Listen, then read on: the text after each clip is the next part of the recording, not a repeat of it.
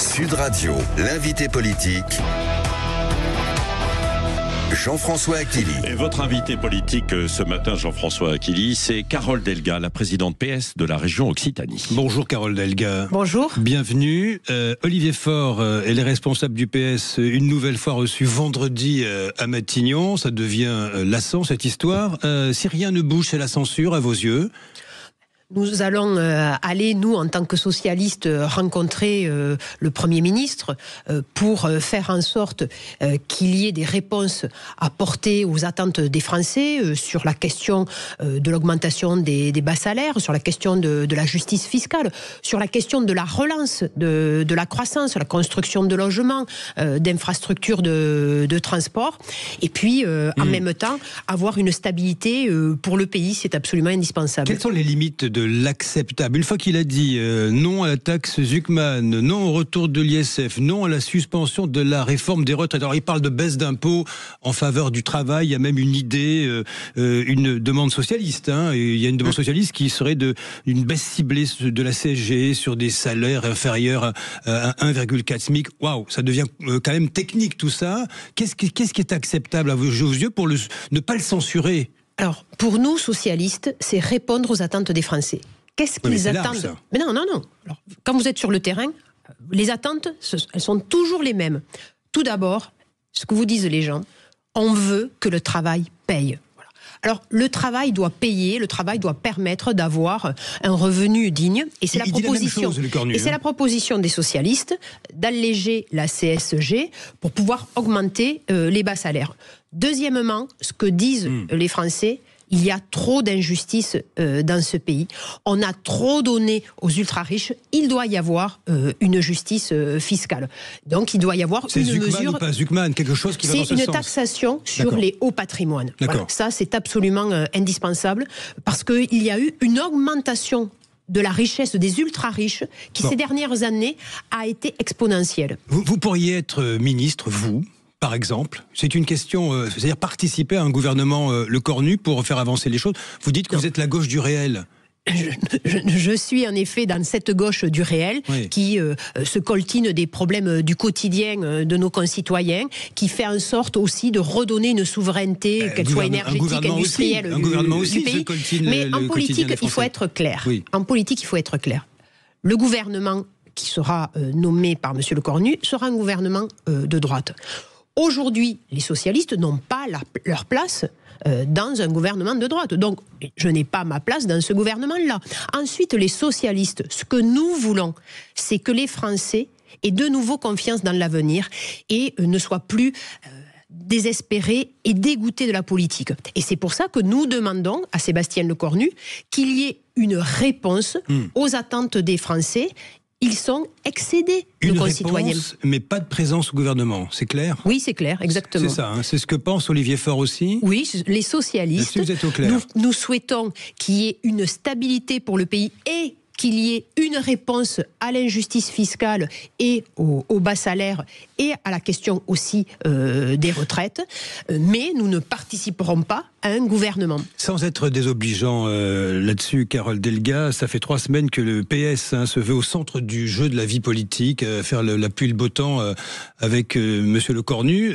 Franchement, est-ce que c'est pas un peu exagéré comme rôle que vous vous auto-attribuez? Parce que techniquement, sans les 121 députés du Rassemblement national, rien ne se fait. Si Marine Le Pen baisse le pouce, c'est comme pour Barnier, exit Le Cornu. C'est elle qui décide. Tout d'abord, les socialistes... Vous êtes d'accord avec ça ou pas? Je vais vous répondre. Tout d'abord, les socialistes, nous ne sommes pas dans une position ou posture de faiseurs des rois. Quand même. Nous sommes dans une position de responsabilité. Le budget que nous avons présenté répond au besoin d'augmenter les bas salaires, répond aussi à la relance de la croissance, parce que nous avons un vrai problème dans ce pays. Nous avons une des croissances les plus faibles d'Europe. Et fabrique de la dette, et nous avons... explique vos détracteurs. Non, mais alors, écoutez, mais nos détracteurs, ils ont qu'à être à un moment objectif. Voilà. Ce que nous avons dit, on doit augmenter les bas salaires, on doit relancer la croissance, investissement dans le logement, investissement dans les infrastructures de transport. Là, il y a une crise du logement qui va tomber dans quelques mois. Nous sommes à un niveau historiquement bas en 2024 de construction de logements. C'était même pas 180 000 c'est ce que disent tous les logements. bâtisseurs, c'est vrai. Donc ça va être un vrai problème, un problème social, un problème économique. La filière du bâtiment va licencier massivement. C'est pour ça que nous proposons la relance du logement, la relance des infrastructures de transport.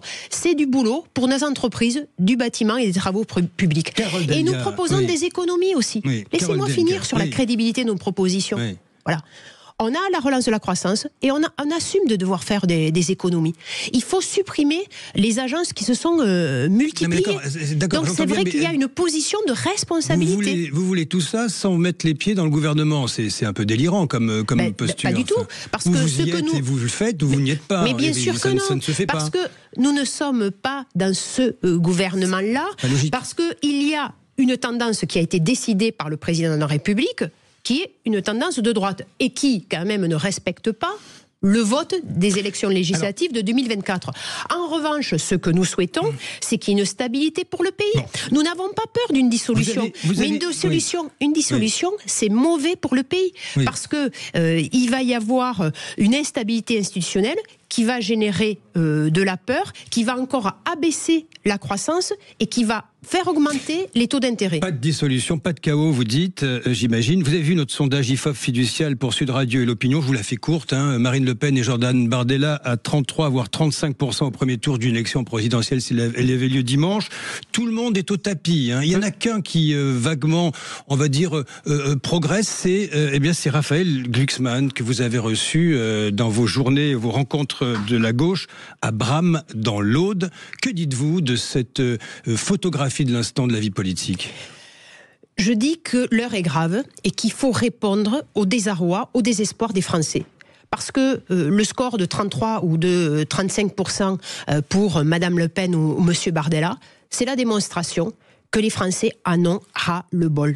Ils en ont ras-le-bol, ils se sentent méprisés, ils considèrent qu'il y a une injustice et trop de faveurs pour les plus riches. Et c'est pourquoi les socialistes, nous disons au Premier ministre, il faut apporter des réponses aux Français et ça sera la condition de la stabilité et du retour de la croissance dans notre pays.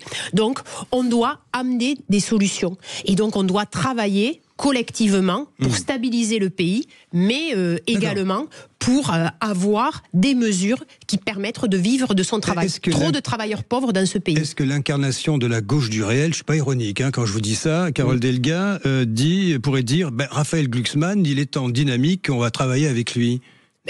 Raphaël Glucksmann, c'est déjà, cela a été pour nous les socialistes, notre tête de liste pour les européennes. Et, donc 2027, ça serait une logique ? Mais en effet, ça serait une bonne logique pour 2027. Bon, chacun sait que je suis très proche de Raphaël Glucksmann. Nous avons la même vision sur les questions internationales, sur la question européenne, sur la question aussi républicaine et la volonté d'être investi pour une justice sociale et une croissance durable. Abraham, autour de Carole Delga, c'est une citation. La femme de l'A69, c'est vous, favorable à l'interdiction des manifestations pour la Palestine. Une certaine gauche consacre ses efforts à dénigrer les filles en pleurant pour l'unité. Vous savez qui a écrit ça sur X ? C'est Jean-Luc Mélenchon. C'est le divorce total, c'est fait ou pas ? Parce qu'il y a une forme d'ambiguïté toujours. Non, il n'y a jamais eu d'ambiguïté de ma part. Je vous rappelle qu'en 2022, j'ai refusé d'être dans la NUPES, j'ai refusé de signer Jean-Luc Mélenchon Premier ministre, mais surtout à travers ce tweet que vous venez de lire. Il y a quand même plusieurs soucis. C'est que Jean-Luc Mélenchon, il n'attaque pas l'extrême droite. Il attaque une présidente de région de 6 millions d'habitants, dont le principal adversaire est l'extrême droite. C'est-à-dire il cherche à m'affaiblir face à l'extrême droite. Et ensuite, la femme de... C'est quand même pour le moins sexiste. Voilà. Je ne suis pas la femme d'eux. Je suis une présidente de région. Je suis une élue socialiste. Je suis une élue socialiste qui assume ses politiques, qui est en désaccord avec Jean-Luc Mélenchon, mais qui sait quel est le vrai danger pour le pays. C'est le Rassemblement national, c'est l'incompétence de Madame Le Pen ou de M. Bardella. Comportement sexiste à votre égard, vous dites, de Jean-Luc Mélenchon. Et propos mensongers. Et je vais continuer. Et propos mensongers. Je n'ai jamais interdit les manifestations pro-palestiniennes. J'étais ici dans ces studios quand vous m'aviez interrogé 5 jours après les attentats terroristes du Hamas. C'était 5 jours. Vous m'avez indiqué, le journaliste m'avait questionné, est-ce que vous pensez que des manifestations sont souhaitables ? J'ai dit non. Dans le contexte, 5 jours après les attentats terroristes du Hamas, il faut avoir de la pacification et il peut y avoir un trouble sérieux à l'ordre public. Donc il ne faut pas de manifestation, il faut apaiser la situation. Et concernant Gaza, la région Occitanie, elle a voté 200 000 € d'aide pour les secours humanitaires pour la population massacrée de Gaza. La solution, elle est à 2 États et ce sont des propos mensongers, une fois de plus, de Jean-Luc Mélenchon. Donc, Carole Delga, vous ne soutenez pas, j'imagine, Marta Pessina, qui est la candidate LFI qualifiée face à la rivale Renaissance Nathalie Kodja au 2e tour de l'élection législative partielle de la 5e circonscription des Français et de l'étranger. C'est pas loin de chez vous, hein, c'est tout à fait. Espagne, Portugal, Andorre, puis il y a Monaco aussi. Donc, c'est pas de soutien à cette candidate LFI ? Je ne soutiens pas de candidature LFI, je vous le confirme, dans cette élection partielle. Et vous soutenez la candidate Renaissance ? Je ne soutiens pas la candidate Renaissance. Je suis une femme de gauche, mais j'ai des désaccords majeurs avec LFI. Votre position est très claire, Carole Delga, à ce sujet. Vous pensez qu'Olivier Faure aussi a fait le même chemin que vous-même ?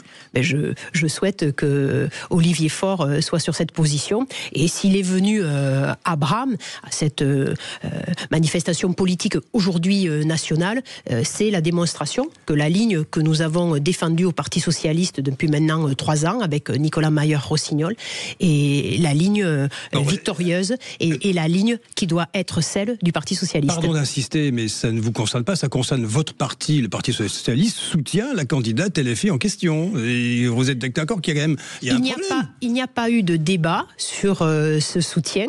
Donc c'est l'expression d'un membre du Parti Socialiste, d'un responsable du Parti Socialiste, mais je suis aussi une responsable du Parti Socialiste. Oui, vous parlez de Pierre Jouvet, j'imagine. Oui, tout à fait. C'est ça. Et donc, il n'y a pas eu de débat. Vous savez, le Parti Socialiste, c'est un parti démocratique où il y a des instances qui n'ont pas été malheureusement réunies. Il n'y a pas eu de discussion à ce sujet. Donc ce n'est pas la position du Parti Socialiste parce qu'il n'y a pas eu d'assemblée délibérante sur ce sujet. C'est clair. C'est pour ça que vous, d'ailleurs, vous préférez Raphaël Glucksmann, place publique. Ça se passe ailleurs. C'est moins compliqué à gérer, j'imagine, pour vous. Hein. Non, mais c'est pas une question de compliqué à gérer. C'est une question d'être en cohérence avec le projet qu'on a pour. C'est en cohérence d'être avec le projet politique qu'on défend pour la France. Un projet d'apaisement et un projet de croissance durable. Alors justement, ultime question, parce que le temps a tourné, hélas. Carole Delga, vous avez déclaré à Paris Match, je vais faire des propositions pour redresser la France. Ça ressemble quand même à une ambition présidentielle, ça, pour 2027. Non, c'est un travail. Redresser la France. Oui, il faut redresser la France. Vous voyez quand même que la France... Je vais faire des propositions. Mais il faut un moment travailler et parler au peuple. Si vous préférez, si on veut, à ce moment-là, faire en sorte qu'en 2027, ce soit une candidature de gauche qui gagne. C'est pas juste avec des tribunes. Ce ne sont pas juste avec des tribunes qu'on va le faire. C'est en disant clairement aux Français, voilà comment on va changer la vie, voilà comment on va faire que vous ayez de nouveau confiance dans l'avenir et que vous soyez heureux. Donc c'est des propositions sur l'éducation, sur la question de la culture. Vous ne vous projetez pas en candidate femme pour l'élection présidentielle 2027 ? Je me projette dans un collectif qui changera la vie des Français et qui sera crédible. Merci Carole Delga. Merci à vous. Merci Carole Delga. Vous avez parlé juste d'un mot parce que vous avez parlé des infrastructures, environnement, etc., les constructions. J'ai vu que la LGV Bordeaux-Toulouse, le tribunal administratif a débouté les associations environnementales. Tout à fait. Donc ça va se faire ou pas ? Et je crois qu'il y a un problème quand même d'argent, les collectivités. Et ça vous concerne, la ligne à grande vitesse ? Merci de me poser la question, ça va permettre de rétablir des vérités. Tout d'abord, les travaux de la LGV entre Toulouse et Bordeaux ont débuté. Ouais. Voilà, ils ont débuté depuis plusieurs mois, donc ce sont des travaux en cours. Ensuite, il n'y a pas de problème de financement sur cette ligne. Les collectivités, non ? Non, les collectivités payent, avancent même la part de l'État. Ça sera une des discussions que nous aurons avec le prochain gouvernement. Et la Commission européenne continue de soutenir ce projet. Les travaux ont débuté et c'est un projet qui se fera, qui est absolument indispensable pour le désenclavement de plusieurs millions d'habitants qui aujourd'hui sont à 5 heures de Paris. Bah oui, ou alors sinon il faut prendre l'avion et il faut prendre un petit peu moins l'avion normalement. Donc c'est ça. La ligne à grande vitesse, donc Bordeaux-Toulouse pour relier à Paris. Merci Carole Guedga d'être venue ce matin au micro Sud Radio. Allez, dans un instant, on va parler dans le grand débrief de l'ensemble des sujets qu'on a évoqués dans cette matinale, notamment ces deux sujets qui montrent qu'il y a un malaise dans la société française qui est assez terrible, provoqué et accéléré probablement depuis la crise du Covid. C'est d'un côté les étudiants qui veulent abandonner en fait leurs études et qui se sentent mal, et puis la solitude extrême des personnes âgées.